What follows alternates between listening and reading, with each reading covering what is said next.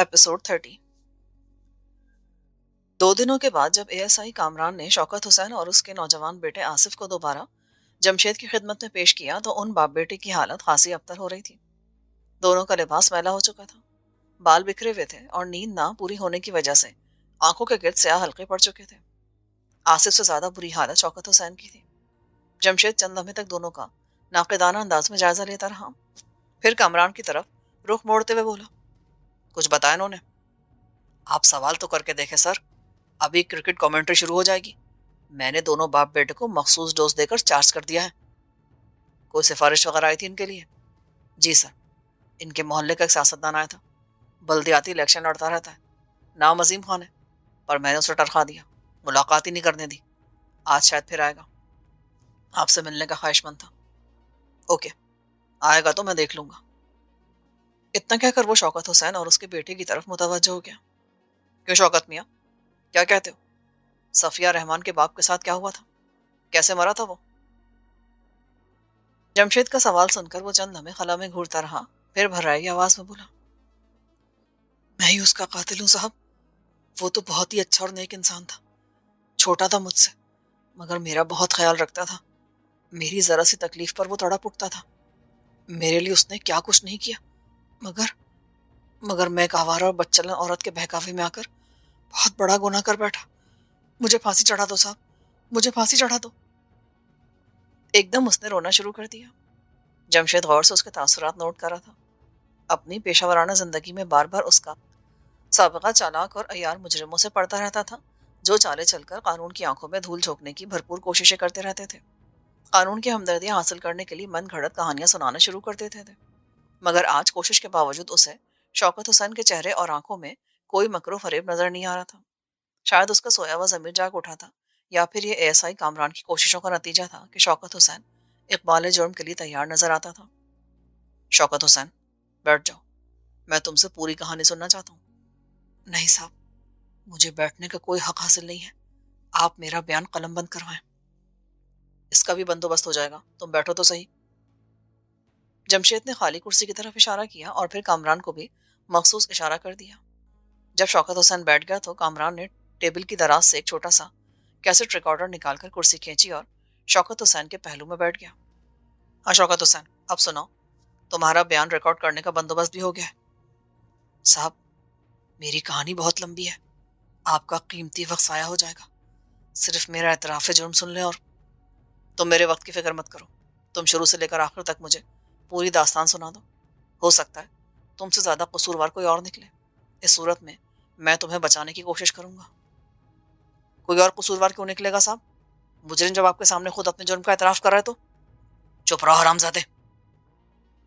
आसिफ ने मदाखलत की तो शौकत हुसैन ने चिल्लाकर कहा, ना जाने किस कमीने के नुत्फे से तूने जन्म लिया है।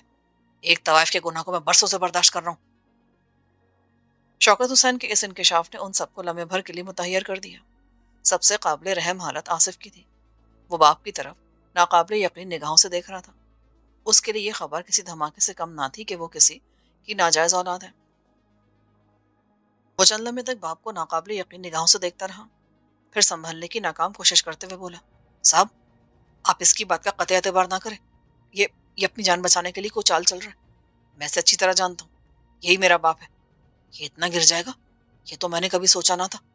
ये तो अपने सगे भाई का ना हो सका तो फिर भला अपनी औलाद का। ये बकवास कर रहा है एसपी साहब, मैं इसका बाप नहीं हूँ।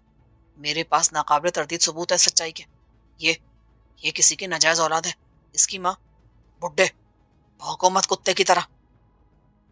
आसिफ चिल्लाया और फिर चील की तरह झपट कर शौकत को दबोच लिया। शौकत कुर्सी समेत फर्श पर उलट गया। मैं तुझे जिंदा नहीं छोड़ूंगा कमीने इंसान। वह ज़ियानी अंदाज में चिल्ला रहा था और साथ साथ शौकत का गला दबाने की कोशिश कर रहा था। जमशेद एकदम उठ खड़ा हुआ और कामरान ने आगे बढ़कर शौकत को छुड़ाने की कोशिश की। आसिफ किसी ऑक्टोपस की तरह शौकत से लिपटा हुआ था। कामरान कोशिश के बावजूद उसे आज़ाद नहीं करा पा रहा था। दम घुटने की वजह से शौकत के गले में से फंसी फंसी आवाजें बरामद हो रही थी। कामरान को बेबस देखकर जमशेद तेजी से हरकत में आ गया। टेबल के पहलू से घूमकर वो उनके सर पर पहुंचा और अकब से आसिफ की गर्दन को पकड़ लिया। दूसरे लम्हे आसिफ मुर्दा छिपकली की तरह फर्श पर बेहोश पड़ा था। गालिबन जमशेद ने उसकी कोई मखसूस नस पकड़कर दबा दी थी। कामरान ने तेजी से झुककर शौकत को चेक किया। वो बिल्कुल ठीक ठाक था, ताहम दम घुटने की वजह से अब वो गहरे गहरे सांस ले रहा था। 10 मिनट बाद शौकत हुसैन दोबारा कुर्सी पर बैठा पानी पी रहा था और दो कांस्टेबल आसिफ को डंडा डोली करके हवालात की तरफ ले जा रहे थे। जरवली और उसके साथी जब नाकाम होकर वापस हवेली पहुंचे तब तक खान जी सो चुका था। उनमें से कोई भी उसे जगाने की हिम्मत ना कर सका। ताहम खान जी के साथी काम सर अंजाम देने वाले एक मुलाजिम को जरवली ने पैगाम दे दिया था कि खान जी अगर जाकर उनके मुतालिक पूछें तो उन्हें हमारी वापसी की इत्तला दे दी जाए। उसके बाद जरवली और उसके साथी सारी रात खान जी के पैगाम के मुंतजर रहे, मगर उन्हें बुलाने कोई ना आया। सुबह होने से थोड़ी देर कबल ही उनकी आंख लगी थी। दिन चढ़े खान जी का मुलाजिम खास उनके सर पर पहुंच गया। जल्दी से मुंह हाथ धोकर नाश्ता वगैरह कर लो, खान जी बेचैनी से तुम लोगों के मुंतजर हैं। हम अभी आते हैं, तुम बावर्ची से हमारे नाश्ते का कहते जाना। ठीक है कह दूंगा, लेकिन जल्दी करना, खान जी ने कहीं जाना है। 20 मिनट के बाद जरवली और उसके साथी नाश्ते से फारिग होकर कमरे से बाहर निकल रहे थे। थोड़ी देर बाद वो खान जी की मखसूस नशस्तगाह में उसके सामने खड़े हुए थे। खान जी एक सोफे पर बैठा टांग पे टांग चढ़ाए गैर मुल्की सिगार के कश लगा रहा था। जरवली, गुलशेर खान और जैद खान सर झुकाए उसके हुक्म के मुंतजर थे। खान जी ने एक भरपूर कश लगाने के बाद घूर कर उन तीनों की तरफ बारी बारी देखा। फिर जरवली से बोला, तुम लोग किस वक्त आए थे? रात 12 बजे खान जी, उस वक्त आप आराम कर रहे थे। उसी वक्त हमें इत्तला क्यों नहीं की तुमने? खान जी, आप सोए हुए थे, इसलिए मैंने आपको बेआराम करना मुनासिब नहीं समझा। ताहम मैंने हम सोए हुए थे, को मर तो नहीं गए थे, हमें जगाया भी तो जा सकता था। वो तुम्हारी खोपड़ी में दिमाग है कि नहीं? इतना अहम मामला है और तुम्हारा ये हाल है कि साथियों समेत दिन चढ़े तक सोते रहे हो। मैंने खान जी। खामोश, गुल रहमान को लेकर आए हो? खान जी, अमीन खान ने उसे कहीं छुपा दिया है।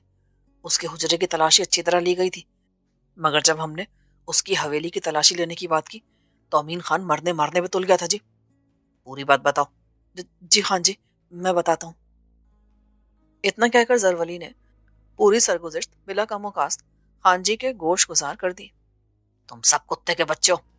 वो नासिर खान और खास्ता गुल तुम्हारी माँ के यार गुल रहमान को किसी खुफिया मकाम पर मुंतकिल कर चुके होंगे और अब उसे हमारे खिलाफ इस्तेमाल करने का प्लान बना रहे होंगे। खान जी, हम उसे ढूंढ निकालेंगे। वो इतनी जल्दी गांव से बाहर कैसे जा सकता है? मुझे यकीन है अमीन खान ने उसे अपनी हवेली में छुपा कर रखा होगा। जरवली का जवाब सुनकर खान जी एक लम्हे के लिए सोच में पड़ गया और जरवली और उसके साथी दिल ही दिल में अपनी खैरियत की दुआ मांगने लगे। सुनो, मेरा कयास कहता है कि नासिर खान और खास्ता गुल या तो मौलवी नसीबुल्लाह को खबरदार करने के लिए गए थे या फिर गुल रहमान को किसी पोशीदा मकाम पर मुंतकिल करने के लिए गए थे। हो सकता है खान जी, आपका कयास दुरुस्त हो। बहरकैफ वो दोनों यहीं मौजूद हैं, हम उन्हें अगवा करके पूछताछ कर सकते हैं, सारा मामला वाजे हो जाएगा। पहली बार तुमने को अकल की बात की है। नासिर खान और खास्ता गुल से पूछताछ करना ही पड़ेगी, मगर पहले किसी आदमी को मौलवी का पता करने के लिए भेज दो। वो किस लिए खान जी? हो सकता है मौलवी को भी वो दोनों किसी और जगह मुंतकिल कर चुके हों। हम अपनी तसल्ली करना चाहते हैं। हमें ये नासिर खान और खास्ता गुल ज़रूरत से ज़्यादा ज़हीन लगते हैं और ज़हीन लोगों से कुछ भी बैद नहीं होता। तुम किसी आदमी को पता करने के लिए भेज दो। मैं जाता हूँ खान जी, अभी पता करके वापस आ जाऊंगा। जैद खान ने लबकुशाई की। ठीक है, जाओ। जैद तेजी से बाहर निकल गया। हमें एक ही खदशा है। जैद के जाने के बाद खान जी ने सोफे से उठकर टहलना शुरू कर दिया। अमीन खान और उसके पॉलिटिकल हामी एजेंट की मदद हासिल करने की कोशिश करेंगे। ट्राइबल एरिया में महकमा पुलिस की जगह खासादार फोर्स होती है जो पीए यानी पॉलिटिकल एजेंट की मातहत होती है। पॉलिटिकल एजेंट पीए कहलाता है और उसका असिस्टेंट एपीए कहलाता है। दोनों बिल तरतीब एसपी और डीएसपी रैंक के बराबर होते हैं। हाँ जी, हम उन्हें वहां तक पहुंचने नहीं देंगे, इससे पहले नासिर खान और खास्ता गुल को अगवा कर लेंगे। जरवली ने पुरजोश अंदाज में कहा, तुम लोगों की कारकर्दगी पहले ही बहुत नाकिस होती जा रही है। मूसा खान यहाँ होता तो हमें कोई परेशानी ना होती, वो अकेला सब संभाल लेता। आप फिक्र ना करें खान जी, हम आज रात ही नासिर खान और खास्ता गुल को अगवा करने की कोशिश करेंगे। कोशिश नहीं जरवली, हमें 100% कामयाबी चाहिए। हम आज रात ही उन दोनों को अपने सामने देखना चाहते हैं। ऐसा ही होगा खान जी। ठीक है, अब तुम लोग जाओ, जब जैद खान वापस आ जाएगा तब बात करेंगे। वो दोनों खामोशी से बाहर निकल गए और खान जी दोबारा सोफे पर बैठकर सोचों में गुम हो गया। जरा देर के बाद उसका मुलाजिम खास अंदर दाखिल हुआ और मुअद्दिब अंदाज में कहा, खान जी, पेशावर से बंगश का आदमी आया है और आपसे मिलने का ख्वाहिशमंद है। ठीक है, भेज दो उसे और चाय भी भिजवाना। جی خان جی۔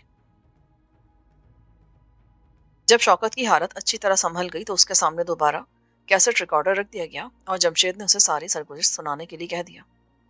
شوکت حسین چند لمحے بالکل چپ چاپ بیٹھا رہا، شاید وہ گزرے ہوئے واقعات کو ذہن میں ترتیب دے رہا تھا۔ کامران کی انگلی کیسٹ ریکارڈر کے بٹن پر رکھی ہوئی تھی۔ جو ہی شوکت نے لب کھولے اس نے ریکارڈنگ بٹن دبا دیا۔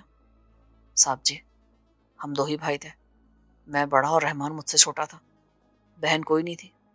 آج سے کوئی 20 برس قبل جب ہمارا باپ فوت ہوا تو ہم دونوں بھائیوں کے حصے میں اچھا خاصا ترکہ آیا تھا۔ 5 لاکھ نقد روپیہ ہمیں ملا تھا۔ اس کے علاوہ وراثت میں ہمیں ایک جنرل اسٹور بھی ملا تھا جو شہر کی ایک معروف مارکیٹ میں واقع تھا اور خوب چلتا تھا۔ اس وقت بھی اس کی روزانہ کی سیل ہزاروں میں تھی۔ ہم دونوں بھائیوں کی زندگی بہت سہل تھی اور عیش و عشرت میں بسر ہو رہی تھی۔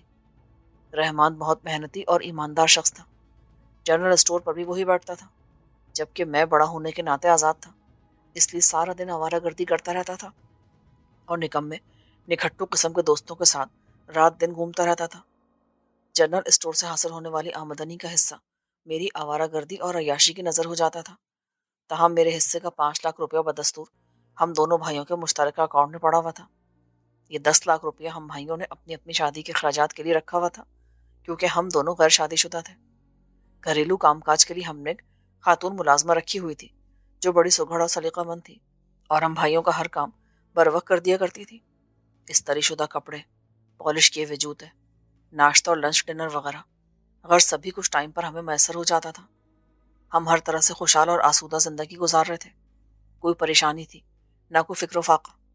تاہم رحمان چھوٹا ہونے کے باوجود اکثر مجھے فضول خرچی اور عیاش دوستوں کے ساتھ گھومنے پھرنے سے منع کرتا رہتا تھا۔ بڑا ہونے کی وجہ سے میں نے کبھی اس کی نصیحت پر کان نہیں دھرے، بلکہ اکثر اوقات اسے نصیحت کرنے پر خوب کھری کھری سنا دیا کرتا تھا۔ وہ ایسا فرما بردار تھا کہ کبھی میری بکواس کا برا نہیں مناتا تھا، محض اتنا کہنے پر اکتفا کرتا تھا کہ بھائی میں آپ کی بھلائی کے لیے کہہ رہا تھا۔ یہ مخصوص فقرہ جیسے اس کا تکیہ کلام تھا۔ ہمارے دن اسی طرح بسر ہو رہے تھے۔ باپ کو مرے 6 ماہ ہو گئے تھے۔ اس دوران رحمان نے ہمارے مشترکہ اکاؤنٹ میں مزید پیسے جمع کرا دیے تھے اور یہ 2 لاکھ روپیہ جنرل اسٹور سے حاصل ہونے والی اس کی حلال کی کمائی کا حصہ تھا، جبکہ میں اپنے حصے کی آمدنی عیاش دوستوں پر اڑا دیا کرتا تھا۔ ایک دن ڈنر سے فارغ ہو کر ہم دونوں بھائی حالات حاضرہ پر تبصرہ کر رہے تھے کہ وہ کہنے لگا، بھائی جان اب ہمارے اکاؤنٹ میں 12 لاکھ روپے جمع ہو چکے ہیں۔ 12 لاکھ؟ میں چونکا، کیونکہ اس وقت تک میں اس بات سے بے خبر تھا۔ مگر کیسے؟ میں اپنے حصے کی آمدنی باقاعدگی کے ساتھ ہر ماہ جمع کرواتا رہتا ہوں۔ آج جب میں نے بینک جا کر اکاؤنٹ میں 5,000 روپیہ جمع کرایا تو پتا چلا کہ ٹوٹل رقم 12 لاکھ روپے ہو چکی ہے۔ ارے واہ یار، تم تو چھپے رستم نکلے، اسی طرح محنت کرتے رہے نا تو بہت آگے تک جاؤ گے۔ ہاں یہ بات تو ہے۔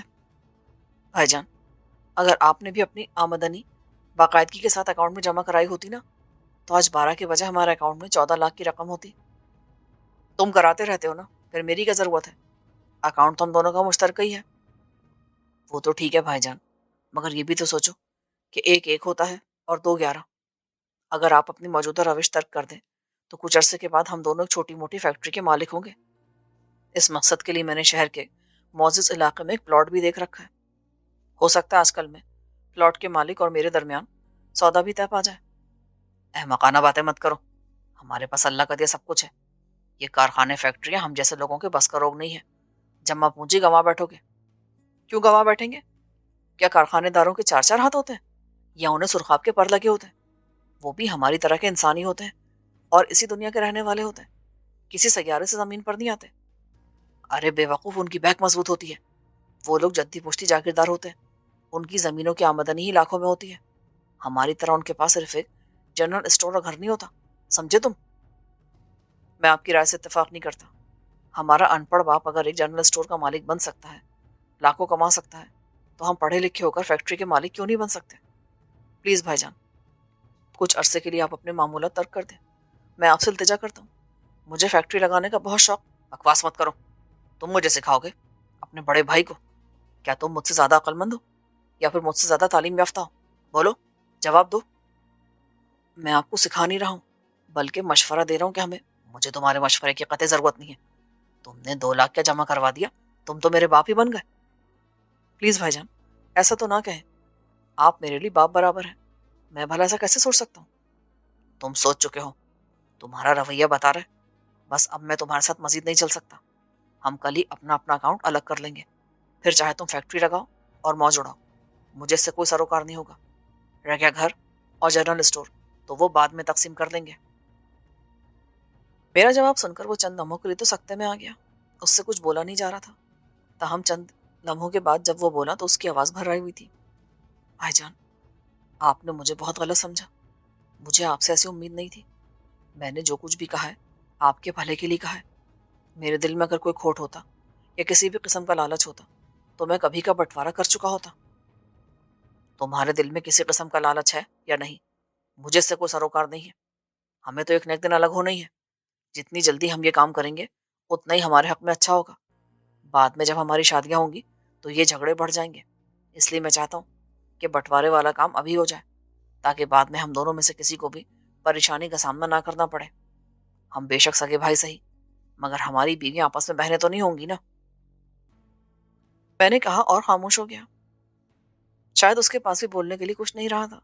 थोड़ी देर के बाद वो उठकर अपनी ख्वाबगाह में चला गया और मैं जरीना के ख्वाबों में खो गया। साहब जी, उन्हीं दिनों मेरी जरीना नामी लड़की से नई नई आशनाएं हुई थी। अपने भाई से बंटवारे वाली बात के पीछे जरीना ही की मोहब्बत कार फरमा थी। उसने मुझसे कहा था कि अगर मैं भाई से बंटवारा कर लूं तो वो मुझसे शादी कर लेगी, वरना नहीं। जरीना का बाप फरीद खान मुझसे भी ज्यादा चालाक और अय्यार था। गाहे बगाहे मुझसे छोटी मोटी रकमें वसूल करता रहता था। मैं जरीना की झूठी मोहब्बत में आकर उसे इनकार नहीं करता था। दरअसल जरीना के हुस्न जमाल और अंदाज़ो अतवार ने मेरी अकल खप्त कर रखी थी। वो आए दिन मुझसे किस्म किस्म की फरमाइशें करती रहती थी, मगर खुद फासले पर रहती थी। अपना बदन तो कुजा, वो मेरे हाथ में भी अपना हाथ नहीं देती थी। शायद इस तरह वो मेरे आतिश शौक को भड़काती रहती थी, मगर उस वक्त ये बात मेरी समझ में नहीं आई थी। मैं इस एतराज़ को उसकी शर्म हया और पाकीज़गी समझता था, जबकि वो सोचे समझे प्लान के तहत मुझे अपने जाल में फंसा रही थी। चनाचे जरीना की बातों में आकर मैंने दूसरे दिन अपने भाई से बैंक अकाउंट अलग करा लिया। मेरे हिस्से के 5 लाख बनते थे, मगर उसने चुपचाप 12 लाख की रकम को बराबर हिस्सों में तकसीम किया और यूं मुझे 1 लाख की रकम मुफ्त में मिल गई। अब मैं 6 लाख रुपए का बिला शिरकत गैर मालिक था। जरीना तक ये खुशखबरी मैंने उसी रोज पहुंचा दी थी। वो दोनों बाप बेटी की खबर सुनकर बेहद खुश हुए। उस दिन जरीना ने मुझसे खूब गपशप लगाई और फरीद खान ने किसी ज़रूरी काम का बहाना बनाकर हमें तन्हाई का मौका फराहम कर दिया, मगर जरीना मुझसे दूर ही रही। मैंने दिल के हाथों मजबूर होकर उसके करीब होने की कोशिश की तो वो बड़ी अदा से बोली, शौकत डियर, मेरे दिल में तुम्हारा बड़ा बुलंद मकाम है। प्लीज़ नफसानी ख्वाहिशात के हाथों मजबूर होकर खुद को मेरी निगाहों से मत गिराओ। जहाँ इतना सा सब्र किया है वहाँ कुछ दिन और सही, जल्दी हम एक हो जाएंगे। मैंने अब्बा से बात कर ली है, वो हम दोनों की शादी के लिए तकरीबन राजी हैं, मगर आजकल उन्हें किसी परेशानी ने घेर रखा है। कैसी परेशानी जान? मैंने उनसे कई बार पूछा, पर वो बताते ही नहीं। क्यों नहीं बताते? मालूम करो उनसे। मैं हूं ना, परेशानी का हल ढूंढ लूंगा। अब्बा के सामने मैंने तुम्हारा भी जिक्र किया था, मगर अब्बा ने सख्ती के साथ मना कर दिया कि शौकत के कानों तक ये बात किसी तरह भी नहीं पहुंचनी चाहिए।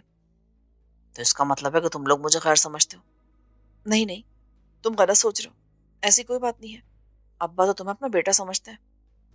बेटा समझते तो मुझसे अपनी परेशानी क्यों छुपाते? नहीं जरीना जी, वो मुझे गैर ही समझते हैं।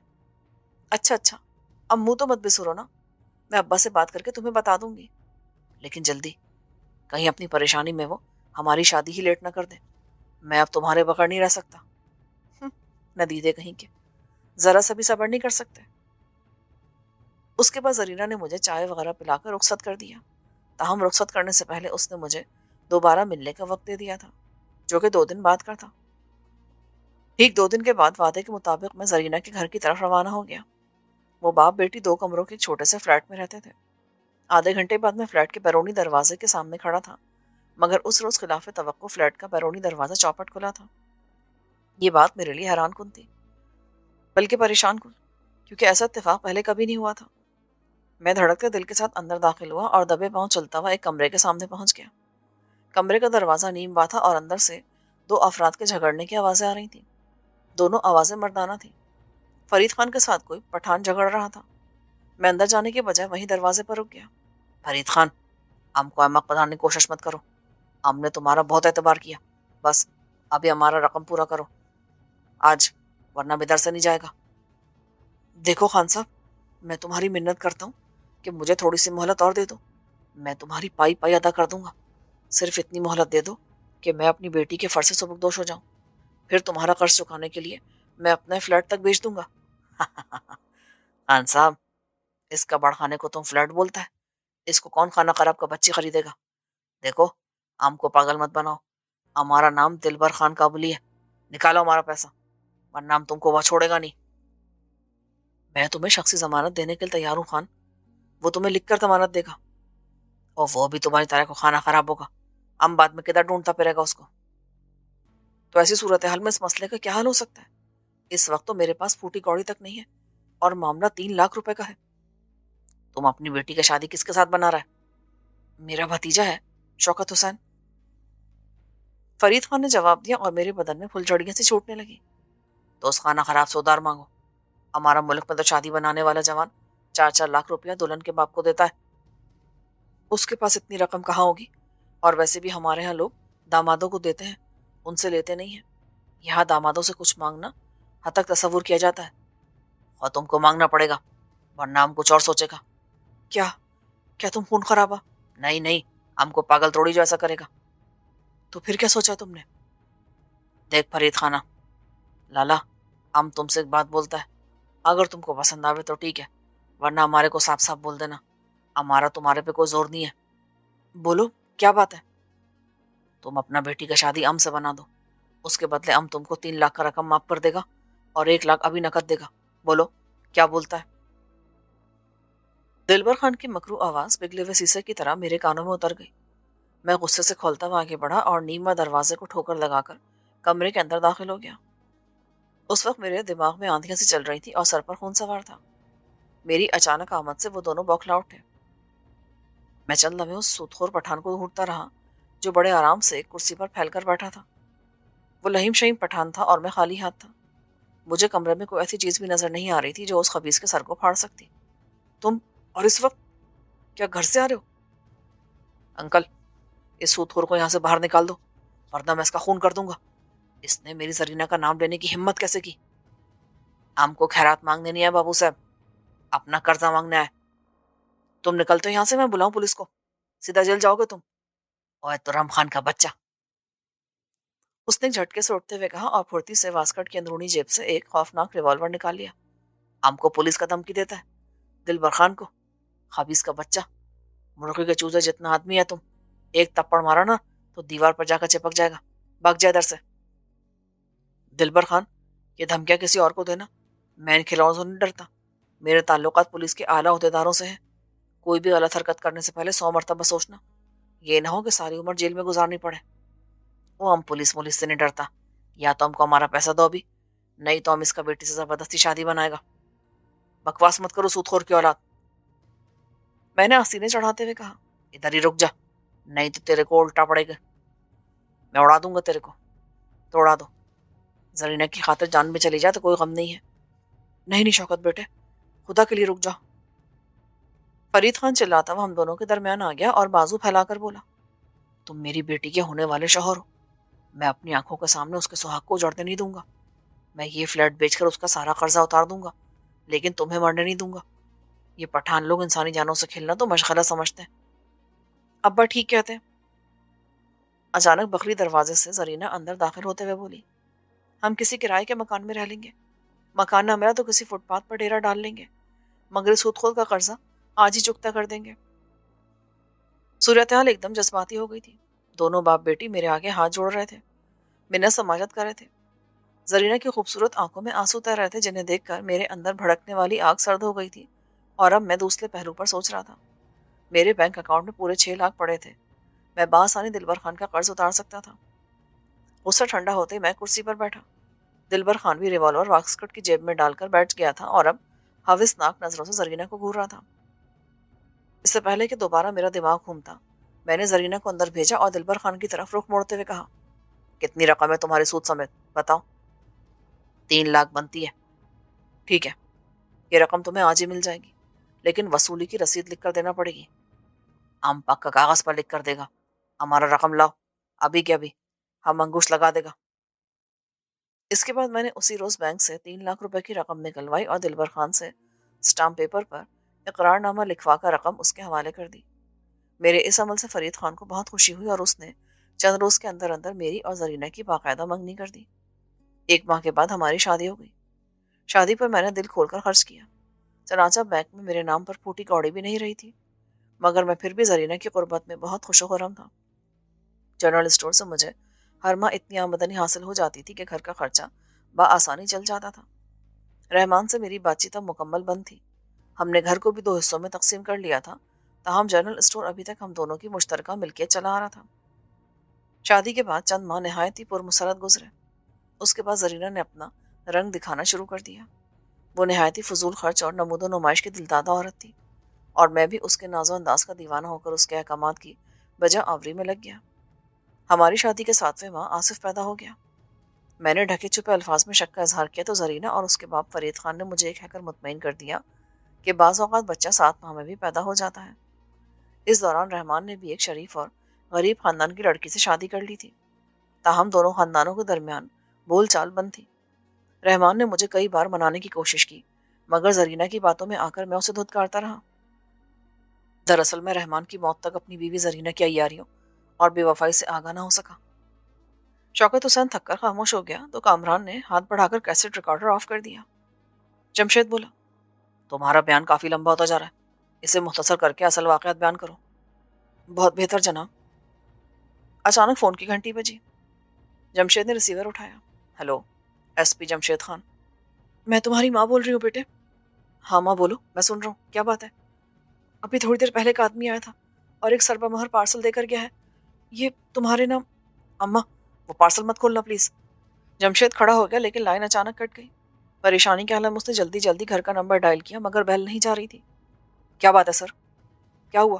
گھر میں سب خیریت؟ تم اس کا بیان ریکارڈ کرو، مجھے گھر تک جانا ہے، دیر ہو جائے تو میرا انتظار مت کرنا۔ اتنا کہہ کر جمشید تیزی سے آفس سے باہر نکل گیا۔